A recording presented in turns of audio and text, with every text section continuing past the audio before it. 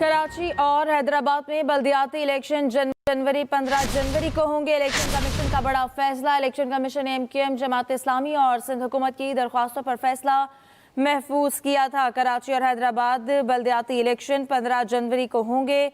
महफूज फैसला किया गया था, जो कि अब सुनाया गया है। इलेक्शन कमीशन की जानिब से ये बड़ा फैसला सामने आया है। इलेक्शन कमीशन ने MQM, जमात इस्लामी और सिंध हुकूमत की दरख्वास्तों पर फैसला महफूज किया था। कराची और हैदराबाद में बल्दियाती इलेक्शन 15 जनवरी को होंगे। इलेक्शन कमीशन की जानिब से ये बड़ा फैसला सामने आया है। इलेक्शन कमीशन ने MQM, जमात इस्लामी और सिंध हुकूमत की दरख्वास्तों पर फैसला महफूज किया था, जो कि अब सुना दिया गया है। और कराची और हैदराबाद में बल्दियाती इलेक्शन 15 जनवरी को होंगे। साकिब विर्क से इस हवाले से तफसीलात लेंगे। जी साकिब, बताइएगा फैसले के हवाले से क्या तफसीलात हैं? जी, इलेक्शन कमीशन ऑफ पाकिस्तान ने जो है वो अहम फैसला सुनाया है और इलेक्शन कमीशन ने कहा है कि कराची और हैदराबाद में जो बल्दियाती इंतखाबात हैं वो 15 जनवरी को शेड्यूल के मुताबिक होंगे।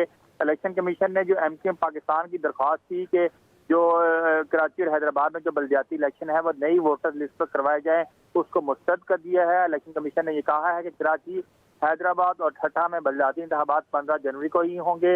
इलेक्शन कमीशन ने MQM पाकिस्तान की जो दरख्वास्त है उसको मुस्तरद कर दिया है। कराची और हैदराबाद में बल्दियाती इंतखाबात पुरानी वोटर लिस्टों पर ही होंगे। इलेक्शन कमीशन ने यह फैसला सुनाया है।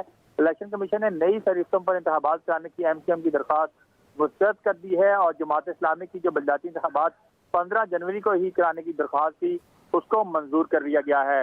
इसके अलावा इलेक्शन कमीशन ने सिंध हुकूमत को जो इंतजामात हैं बल्दियाती इंतखाबात के हवाले से वो यकीनी बनाने के जो हदायत हैं वो भी की हैं। जी साकिब, बताइएगा कि अब इसके बाद जैसा कि वोटर लिस्टों पर एतराज़ किया गया था MQM की जानिब से, अब मज़ीद इस फैसले के हवाले से क्या कोई दरख्वास्त मज़ीद दायर की जा सकती है कोर्ट में? जी, जो MQM पाकिस्तान है या सिंध हुकूमत है वो इसको जो है इस दरख्वास्त को ज़रूर चैलेंज कर सकती है हाई कोर्ट में। इलेक्शन कमीशन का जो फैसला है उसको चैलेंज कर सकती है। ये जो अब MQM पाकिस्तान है या सिंध हुकूमत है वही इस बारे में जो है वो फैसला करेंगी। लेकिन इलेक्शन कमीशन ऑफ पाकिस्तान ने जो है वो वाज़ेह कर दिया है कि जो कराची और हैदराबाद डिवीजन में जो बल्दियाती इंतखाबात हैं वो शेड्यूल के मुताबिक 15 जनवरी को ही होंगे। और उन्होंने सिंध हुकूमत को ये हदायत जारी की है कि वो तमाम तर जो इंतजामात हैं उनको यकीनी बनाएं और जो सिक्योरिटी के फुल प्रूफ इंतजामात किए जाएँ। इसके अलावा सिंध हुकूमत ने यह भी कहा गया है कि इंतजामी हवाले से जो इलेक्शन कमीशन की जो टीम है, इलेक्शन कमीशन का जो अमला है उसके साथ ताउन किया जाए। MQM पाकिस्तान ने ये दरख्वास्त दायर की थी कि जो पुरानी वोटर लिस्ट हैं उन पर इंतखाबात कराए जाएं, क्योंकि बहुत सारे जो वोटर्स हैं वो दूसरी जगह शिफ्ट हो चुके हैं। तो जो नई वोटर लिस्ट बनाई गई है उस पर इंतखाबात किए जाएं। लेकिन इलेक्शन कमीशन ने ये दरख्वास्त मुस्तरद कर दी है, क्योंकि जब जो कराची और हैदराबाद में जब इलेक्शन का शेड्यूल अनाउंस किया गया था तो तब जो है वो नई वोटर लिस्ट एग्जिस्ट नहीं करती थी। तो इलेक्शन कमीशन का ये कहना है कि जब इंतखाबात का ऐलान किया गया था तो उस वक्त जो वोटर लिस्ट एग्जिस्ट करती थी उसके ऊपर इंतखाबात होंगे। इलेक्शन कमीशन ऑफ पाकिस्तान ने 15 जनवरी को कराची और हैदराबाद डिवीजन में जो बल्दियाती इंतखाबात हैं उनका फैसला सुनाया है और कहा है कि इन बल्दियाती इंतखाबात में कोई जो तासीर है वो नहीं होगी। ठीक साकिब, बताइएगा कि जो MQM की जानिब से दरख्वास्त दी गई थी उसमें क्या हम निकात उठाए गए थे और उस पर रिमार्क्स क्या दिए गए इलेक्शन कमीशन की जानिब से? जी, बुनियादी तौर पर जो है वो दो दरख्वास्तें थी। एक जो दरख्वास्त थी वो MQM पाकिस्तान की जानिब से थी जिसमें उन्होंने कहा था कि जो कराची और हैदराबाद डिवीजन में जो बल्दियाती इंतखाबात हैं जो कि 15 जनवरी को होने जा रहे हैं उनको जो है वो नई वोटर जो लिस्ट इलेक्शन कमीशन ने बनाई है उस पर कराया जाए और जो पुरानी जो वोटर लिस्ट है उस पर इलेक्शन जो है वो ना करवाया जाए, क्योंकि बहुत सारे जो वोटर्स हैं उन्होंने उनके जो घर का जो एड्रेस है वो चेंज हो गया है और लोग एक जगह से दूसरी जगह माइग्रेट कर गए हैं। इस वजह से उनकी ये डिफिकल्टी होगी कि वो जो उनका जो पुराना एड्रेस है या जहाँ पर वो पहले रहते थे वहाँ पर वो वोट कास्ट करने जाएं। इलेक्शन कमीशन ऑफ पाकिस्तान ने जुम्मे को इस केस की समाअत की थी और फैसला महफूज किया था। आज 3 रुपये जो बैंक था चीफ इलेक्शन कमीशनर की इब्राहिम ने उसने फैसला सुनाया है और इलेक्शन कमीशन ने कहा है कि जो बल्दियाती इंतखाबात हैं कराची और हैदराबाद में वो पुरानी वोटर लिस्ट पर ही होंगे। इस तरह जो MQM पाकिस्तान की दरख्वास्त थी उसको मुस्तरद कर दिया गया। इस तरह एक और दरख्वास्त थी जमात इस्लामी की कराची और हैदराबाद बल्दियाती इलेक्शन के हवाले से कि जो इलेक्शन है वो ऑन टाइम करवाया जाए, शेड्यूल के मुताबिक 15 जनवरी को ही कराया जाए। उसको इलेक्शन कमीशन ने मंजूर कर लिया है और कहा है जो इलेक्शन है वो 15 जनवरी को ही होंगे। जी ठीक है, बहुत शुक्रिया साकिब बेग, आपने इस हवाले से हमें तफसीलन आगाह किया। ब्यूरो चीफ कराची सैयद फैसल हुसैन भी हमारे साथ मौजूद है, उनसे बात करेंगे। फैसल हुसैन साहब, बताइएगा जो फैसला है इलेक्शन कमीशन की जानिब से, इस पर क्या कहेंगे? क्योंकि आपने पहले भी कहा था कि एमक्यूएम की जानिब से सिर्फ डिले टैक्टिक्स जो हैं वो अपनाए जा रहे हैं। देखिए, दो पहलू है। एक तो ये वोटर लिस्टों का पहलू है। ये तो एक अपनी जगह मौजूद है ना कि 2 लिस्टें तो बहरहाल मौजूद है, एक नई लिस्ट मौजूद है, एक पुरानी लिस्ट मौजूद है।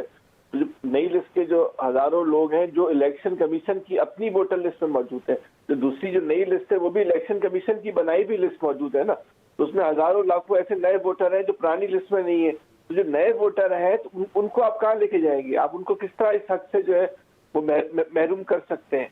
अच्छा, फिर दूसरा पहलू है कि जो इलेक्शन होने जा रहे हैं, वो जो निज़ाम आप तश्कील देने जा रहे हैं, बल्दियाती निज़ाम तश्कील दे रहे हैं, वो इतना कमजोर और नाकारा निज़ाम है जो आपके बुनियादी मसाइल को हल नहीं कर सकता।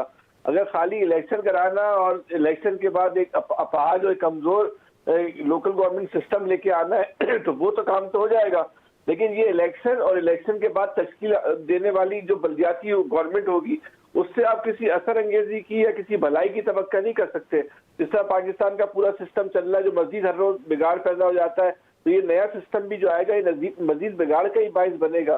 कोई तब्दीली का या बेहतरी का जो है इससे ख्वाब नहीं देखा जा सकता। तो फैसल साहब, जैसे आप कह रहे हैं कि जो निज़ाम है वो कमज़ोर है, तो पहले भी जो है वो ये इलेक्शन डिले किए जाते रहे, तो फिर इतना ज़रूरी क्यों हो गया कि 15 जनवरी को ही करना है इलेक्शन कमीशन की जानिब से जो फैसला दिया गया है? देखिए, या तो अगर 15 जनवरी को इस पुरानी वोटर लिस्ट से करवाने थे तो फिर आपको जुलाई में इलेक्शन करवा देने चाहिए थे ना। इतना लंबा आपने क्यों खींचा? और जब इतना लंबा आपने खींचा था इलेक्शन को, तकरीबन 6 महीने आपके वो हो गए और 1 महीना 7 महीने आपने इलेक्शन को इतना लंबा खींचा है, तो उसमें आप नई वोटर लिस्ट का मसला हल कर लेते। अच्छा, नई वोटर लिस्ट अगर मार्केट में मौजूद नहीं होती तो फिर एक बात थी कि भाई नई वोटर लिस्ट तैयार होने में टाइम लगेगा।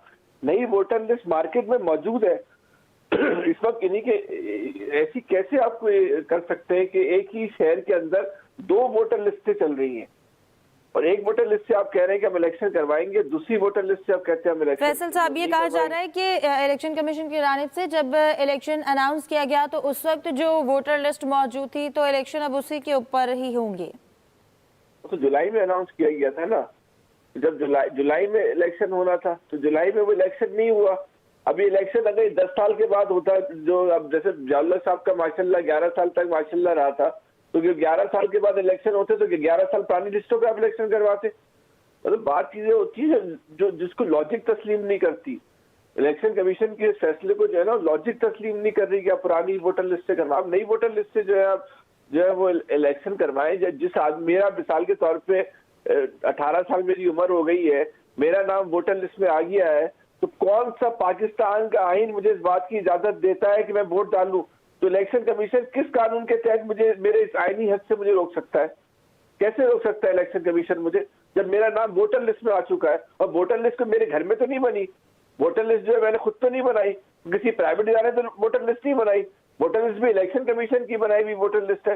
तो आप कैसे उस बच्चे को जो 18 साल का हो चुका है, आप इस शहर इस मुल्क में नौजवानों को जो आप वोट डालने से रोक रहे हैं, तो इसके पीछे जो आपकी सोच है वो खौफ जाहिर कर रहा है कि आपको इस बात का खतरा है कि नौजवानों का वोट जो है वो आपकी मर्जी के वोटर्स को नहीं पड़ेगा, आपकी पसंदीदा पार्टी को नहीं पड़ेगा, या आपकी कोई मुखालिफ पार्टी जो है नौजवानों के वोट से जीत सकती है। किसका खौफ है नौजवानों को, भी बताएं?